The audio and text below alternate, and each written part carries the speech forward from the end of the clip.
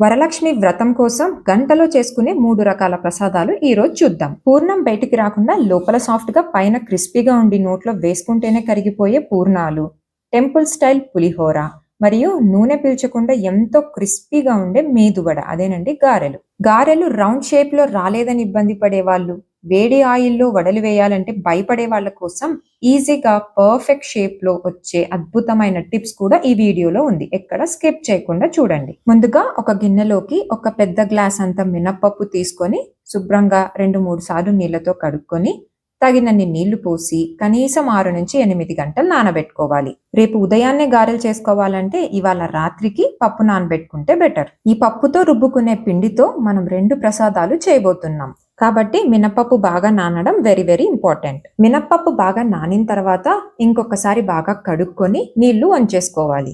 ఇలా 5 నుంచి 10 నిమిషాలు చిల్లు గిన్నెలో వేసుకొని పెట్టుకోవాలి. ఎందుకంటే పిండి రుబ్బుకునేటప్పుడు నీళ్లు ఎక్కువైతే పిండి పల్చబడి ఆయిల్ ఎక్కువగా పీలుస్తుంది. కాబట్టి జాగ్రత్తగా తక్కువ నీళ్లతో మెత్తగా గ్రైండ్ చేసుకోవాలి. చూడండి, ఈ కన్సిస్టెన్సీలో ఉండాలి పిండి. ఇప్పుడు ఇందులో నుంచి ఒక కప్ అంత పిండిని సపరేట్ చేసుకొని పక్కన పెట్టుకోవాలి. తర్వాత ఈ పిండితోనే మనం పూర్ణం బూరెలు చేసుకోబోతున్నాం. మిగిలిన పిండిని ఒక 5 నిమిషాలు బాగా బీట్ చేసుకోవాలి. ఇలా బాగా బీట్ చేసుకోవడం వల్ల పిండి లోపల గాలి చేరి గారెలు బాగా క్రిస్పీగా వస్తాయి. బీట్ చేసుకున్న పిండిలోకి కొద్దిగా పచ్చిమిర్చి పేస్ట్, అల్లం తురుము, రుచికి తగినంత ఉప్పు మాత్రమే వేసుకొని పిండి మొత్తం బాగా కలుపుకోవాలి. చాలా మంది గారెలు చేసేటప్పుడు ఇందులో మిరియాలు కూడా వేస్తారు, కానీ ప్రసాదంగా చేసేటప్పుడు మిరియాలు వేయకపోవడమే బెటర్. ఇప్పుడు అసలైన టిప్, ఒక ఫ్లాట్ గా ఉన్న గెరిటను తీసుకొని నీళ్లతో తడిపి దాని మీద వడను ఒత్తుకోవాలి. వేడి వేడి ఆయిల్లో ఇలా వంచేసామంటే రౌండ్ షేప్ గా ఉండే వడ పడిపోతుంది. గెరిటను కాస్త తక్కువ నీళ్లతో తడుపుకుంటే బెటర్. ఇలా వడ వేసినప్పుడు తక్కువగా చిట్లుతుంది.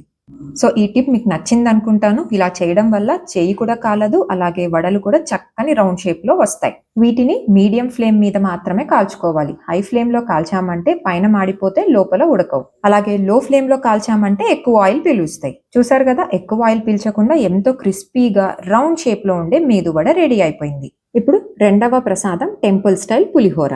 ఎన్నో రకాల పులిహోరలు చేసుకున్నా తిన్నా ఈ టెంపుల్ స్టైల్ పులిహోర మాత్రం చాలా స్పెషల్ గా ఉంటుంది. ముందుగా ఒక కుక్కర్ లోకి వెయిట్ లో అయితే 250 గ్రాముల బియ్యం లేదంటే 1 గ్లాసు బియ్యం తీసుకొని 2-3 సార్లు బాగా కడుక్కోవాలి. ఇప్పుడు ఇందులోకి 2 గ్లాసుల నీళ్లు, కాస్త పసుపు, అన్నం పొడి పొడిగా రావడానికి 1 స్పూన్ నూనె వేసుకొని కుక్కర్ మూత పెట్టుకొని 3 విజిల్స్ రానిచ్చి అన్నం ఉడికించుకోవాలి. అన్నం ఉడికేలోపు చింతపండును నానబెట్టుకొని గుజ్జును తీసుకుందాం. ఇది 40 నుంచి 50 గ్రాముల వరకు ఉంటుంది. అంటే 1/4 కేజీ బియ్యానికి 40-50 గ్రాముల చింతపండు అయితే సరిపోతుంది. వేడి నీళ్ళలో చింతపండు నానబెట్టుకోవడం వల్ల గుజ్జు బాగా వస్తుంది, టైం కూడా సేవ్ అవుతుంది. చింతపండు గుజ్జు తీసుకొని ఇలా వడకట్టుకోవడం వల్ల ఏదన్నా ఇసక, పీచు ఉంటే కూడా సపరేట్ అయిపోతాయి. మిగిలిన దాంట్లో ఇంకాస్త నీళ్లు పోసుకొని గుజ్జును తీసుకోవాలి. పైన మిగిలిపోయిన చింతపండును పడేయకుండా పూజ రోజున ఇత్తడి దీపాలను క్లీన్ చేసుకుంటే బాగా క్లీన్ అవుతాయి. ఒక పాన్ లో కొద్దిగా ఆయిల్, ఇంకొంచెం టేస్ట్ కోసం నెయ్యి, శనగపప్పు, కొద్దిగా మినప్పప్పు, ఆవాలు, జీలకర్ర, పల్లీలు వేసుకొని బాగా ఫ్రై చేసుకోవాలి. ఇవి బాగా వేగితేనే పులిహోరకి మంచి టేస్ట్ వస్తుంది.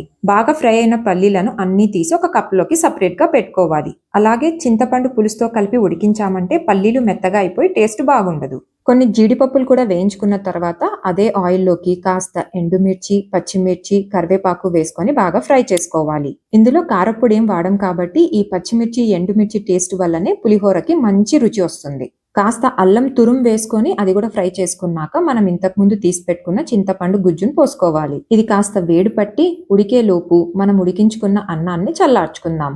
అన్నం పొడి పొడిగా ఉంటేనే పులిహోర రుచి ఉంటుంది. ఇందులోకి రుచికి తగినంత ఉప్పు, 1/2 టీ స్పూన్ బెల్ల పొడి వేసుకొని ఉడికించుకోవాలి.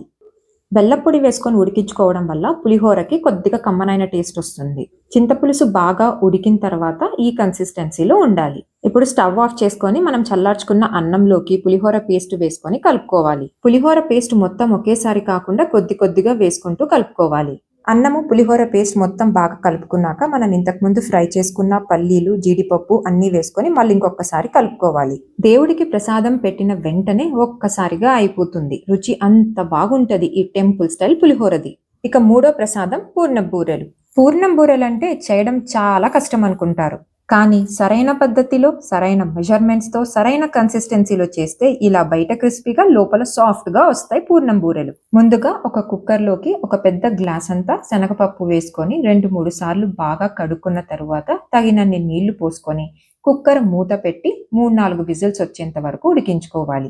అప్పటికి పప్పు ఇంకా సరిగ్గా ఉడకపోతే కాసేపు స్టవ్ మీద అలాగే 5-10 నిమిషాలు ఉడికించామంటే సరిపోతుంది. ఎక్కువ విజిల్స్ తో ఉడికించామంటే పిండి సాఫ్ట్ గా అయిపోయి బూరెలు సరిగ్గా రావు. పప్పు బాగా ఉడికిపోయిన తర్వాత ఇప్పుడు దీన్ని ఒక చిల్లు గిన్నెలోకి తీసుకొని నీళ్లు వడగట్టేయాలి. పూర్ణం చేసేటప్పుడు పూర్ణం బాగా గట్టిగా రావాలి అంటే దాంట్లో ఉండే నీళ్లను కంప్లీట్ గా వడకట్టాలి.